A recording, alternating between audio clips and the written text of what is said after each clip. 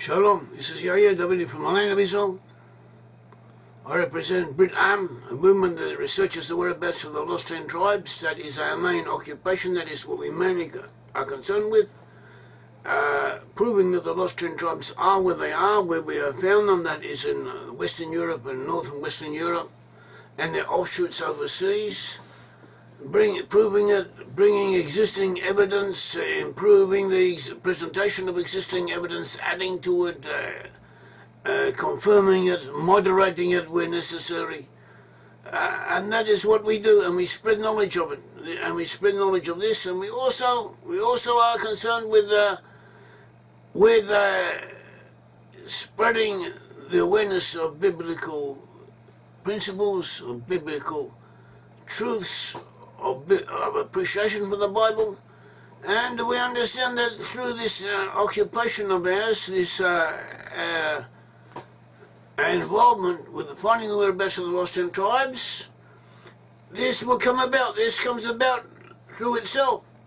The people become to be more aware of the Bible, what the Bible says, and the truths that the Bible has, and to appreciate them. So this is what we are about. This is what we are concerned with. We're about to do more study and to discuss a few points.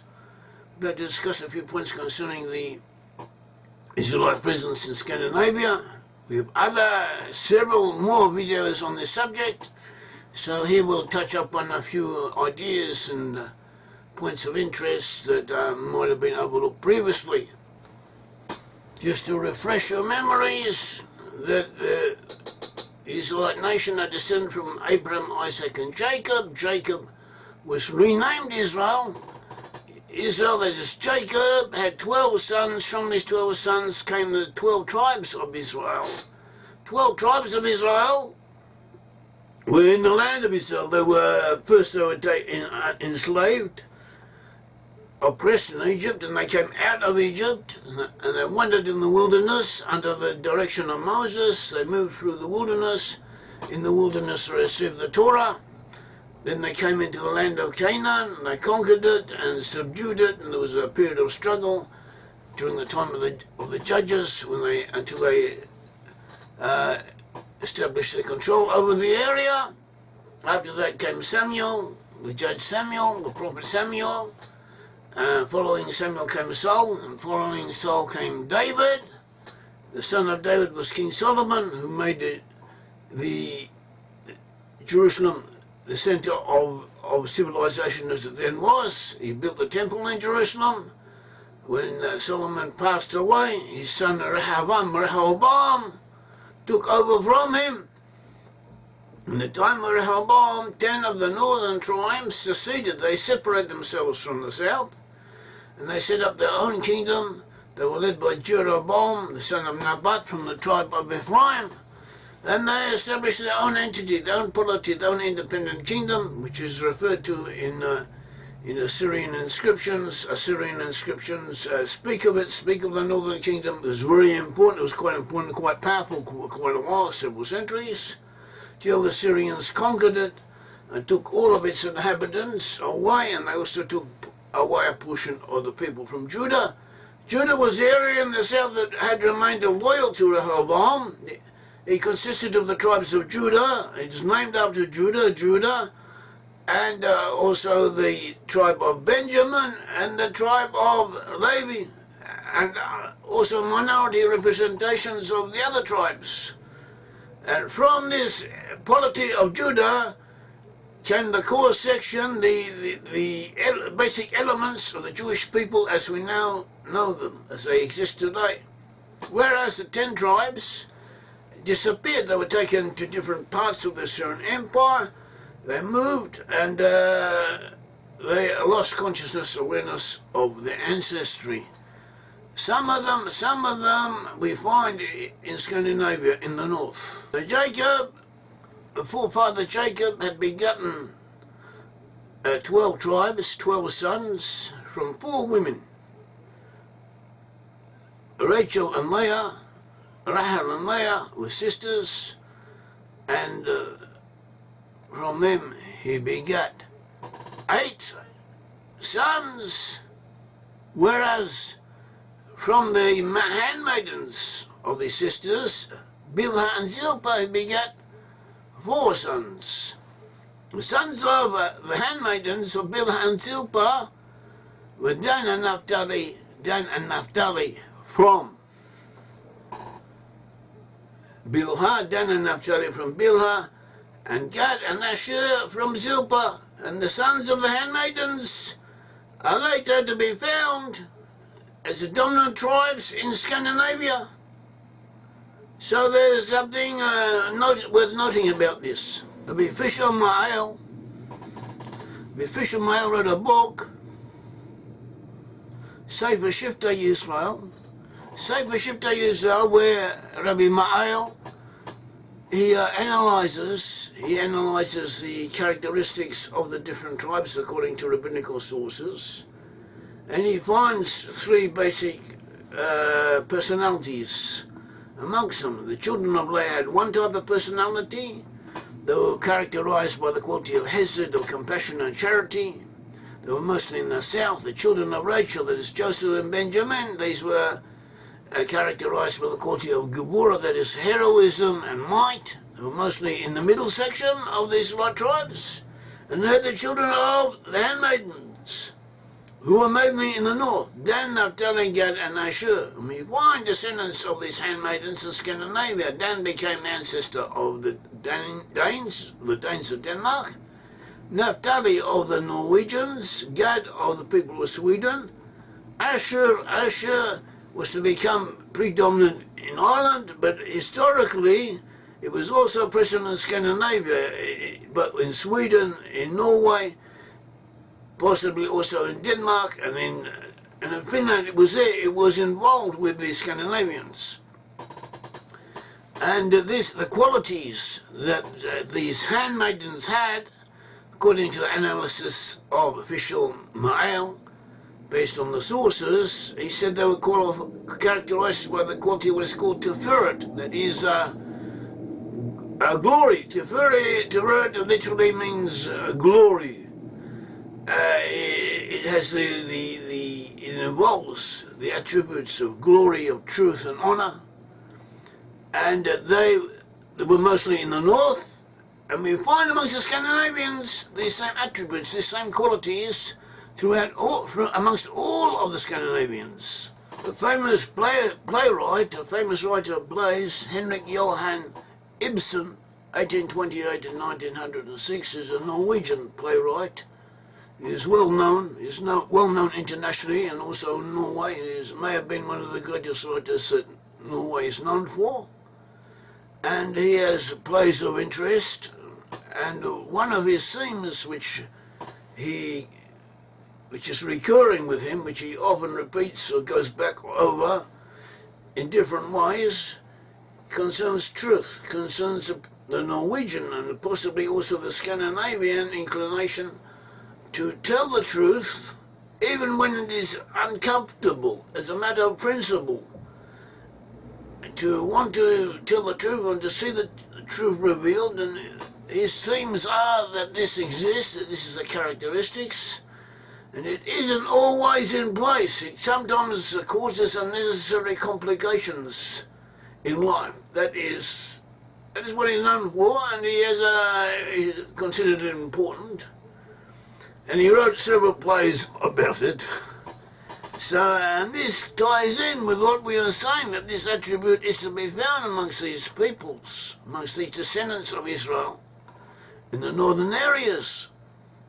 Another aspect of being in the north is that when the tribes came out of Egypt, when they were delivered from Egypt under Moses, they passed through the wilderness, and then they camped in the wilderness.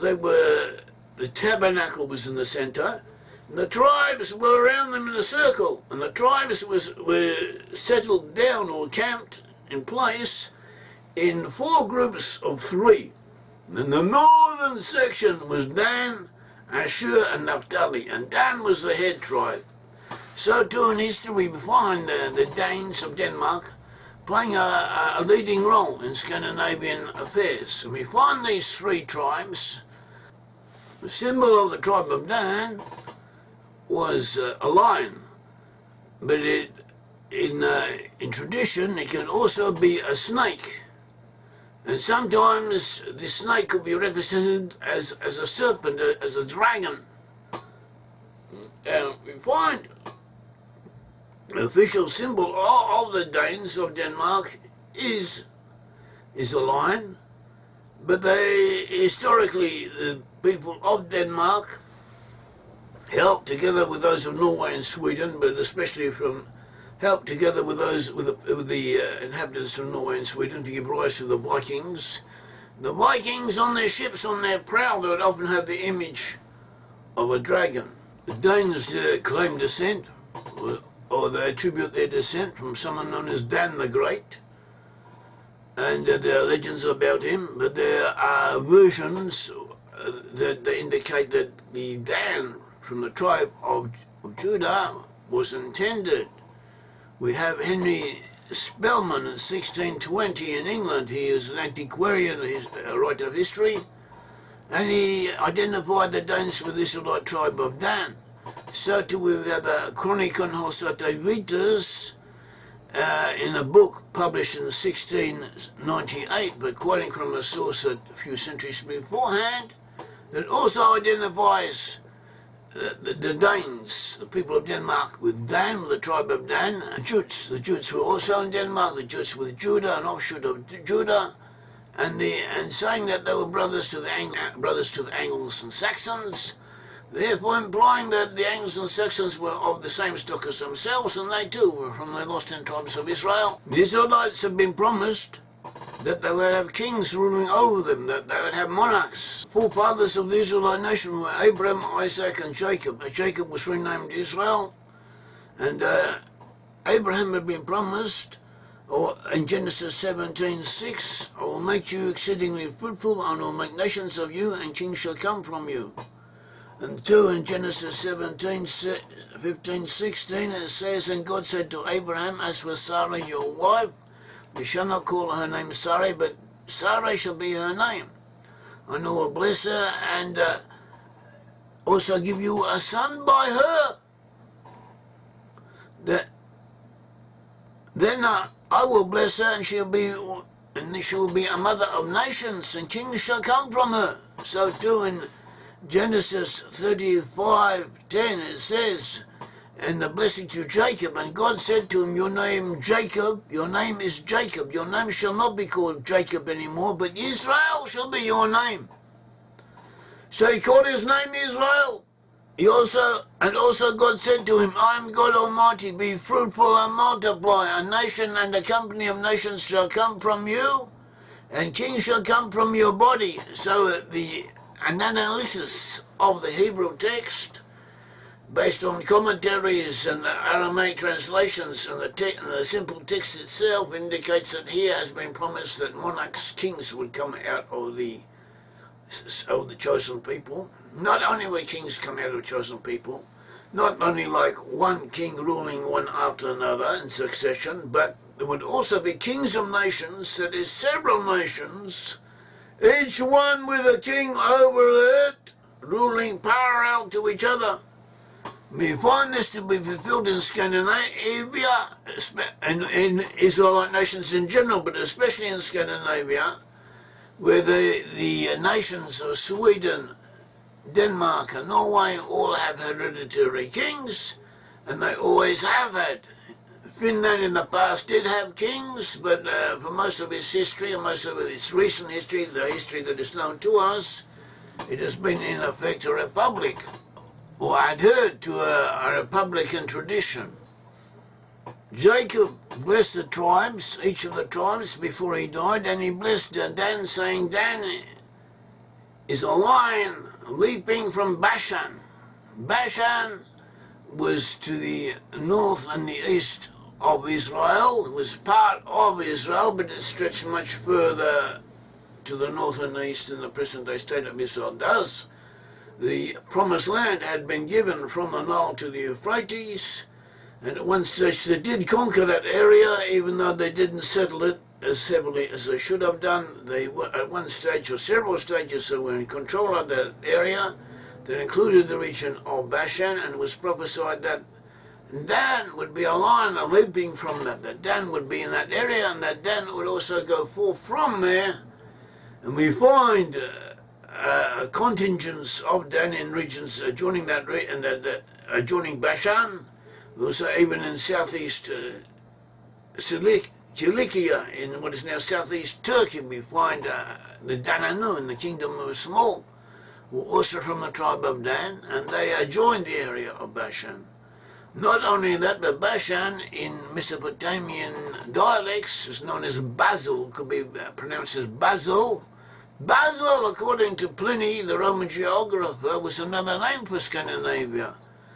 And it may be that this had this name because of Bashan, because its settlers had come from Bashan, Bashan being another name for it, Basil, being another name for both the Bashan and for Scandinavia. We could take this prophecy of Moses as being saying that Dan will be a lion leaping forth from the Bashan, as if to say Dan will be like a lion from Scandinavia, and that is what we find, as if Moses had indicated that the tribe of Dan would be in Scandinavia.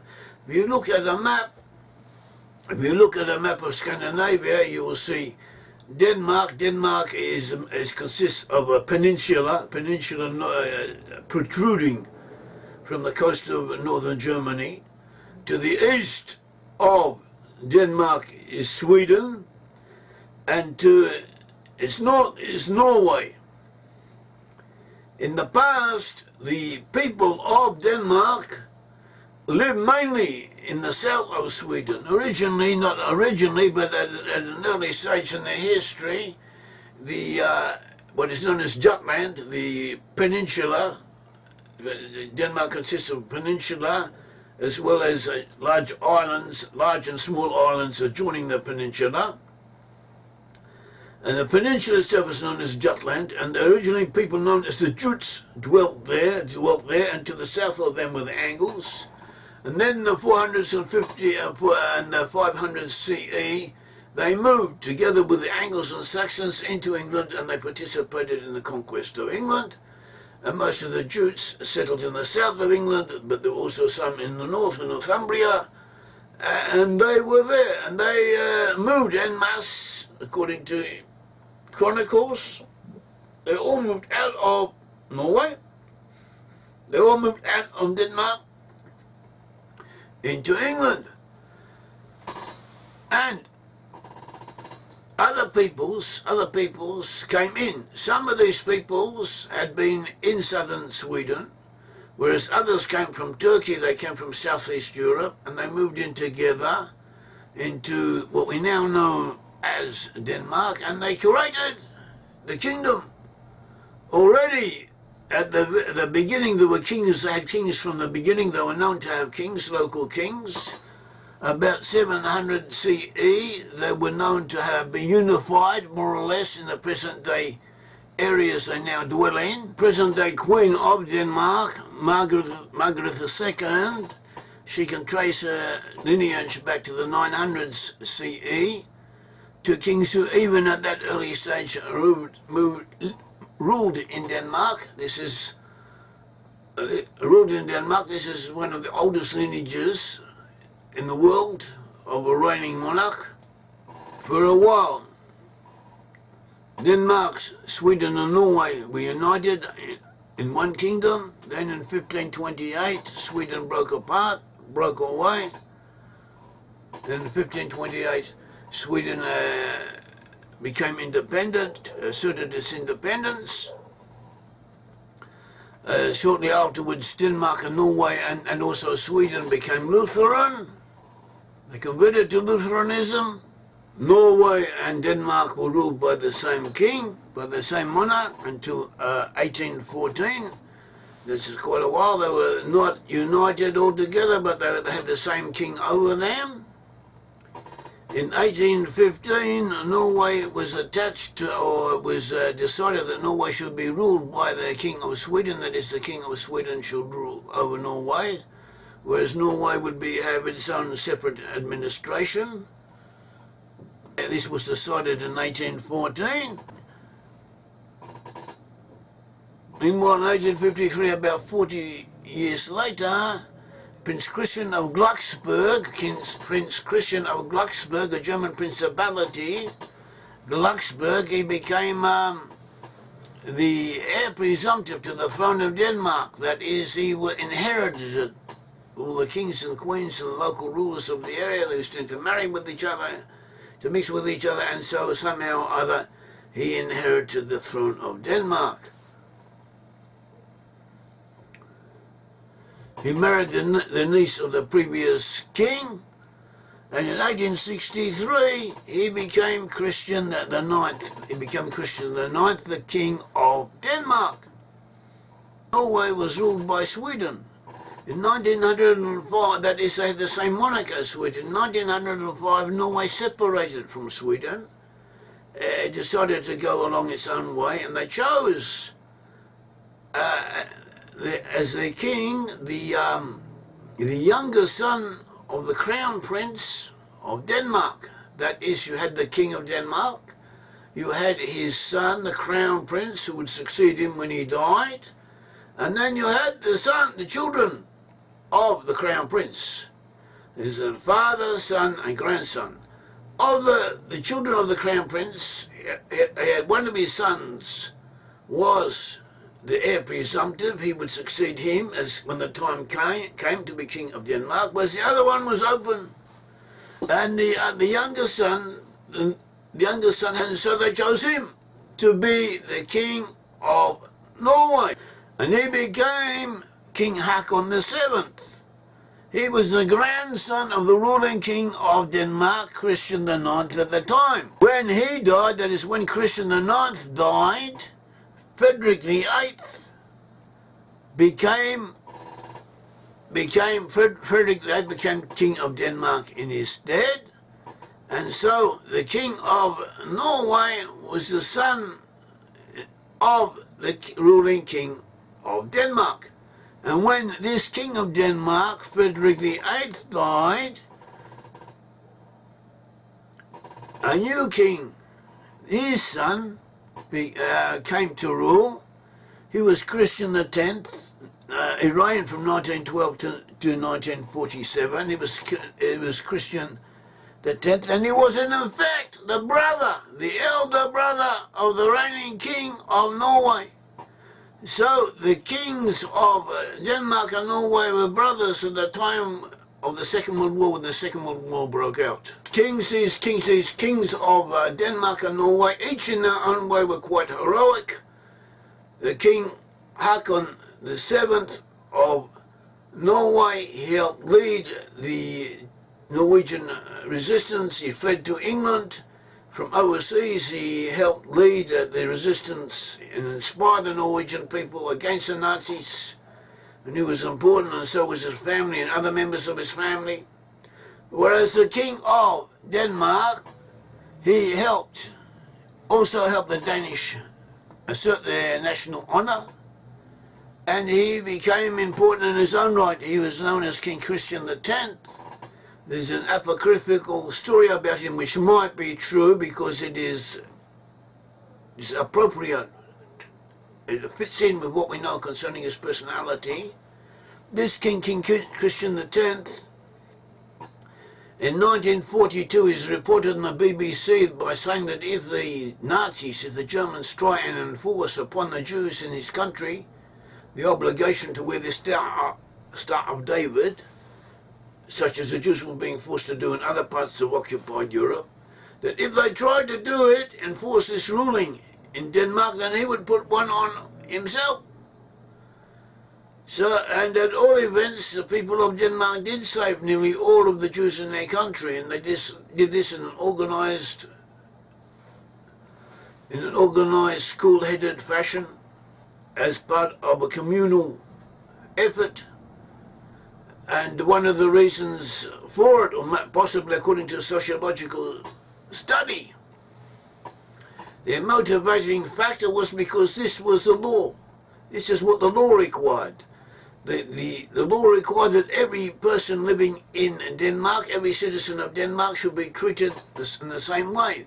And Nazis, by targeting the Jews, wanting to destroy the Jews, wanting to victimize the Jews, to exterminate them as they were doing elsewhere, had in effect transgressed Danish law. Therefore, the Danes were obligated to help the Jews. Also, there were humanitarian factors, a lot of factors. It wasn't so cold-hearted as it sounds.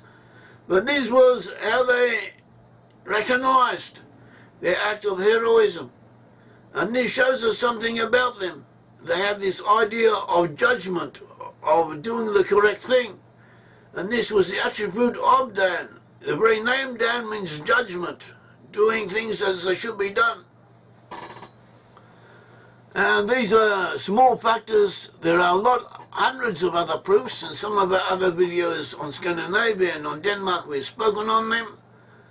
And you may say that they're nice and important, it's good to hear about. They don't really prove anything. Well, they do, putting them all together, bringing it all together and comparing it with biblical indications, biblical passages, and rabbinical commentaries, and what we know about ancient history, we find an overall picture which shows us how people from Israelite tribes, especially from the tribe of Denmark, especially Israelite tribes, reached the area of Scandinavia, and how the tribe of Dan was prominent amongst them. Thank you. May the Lord God of Israel be with you.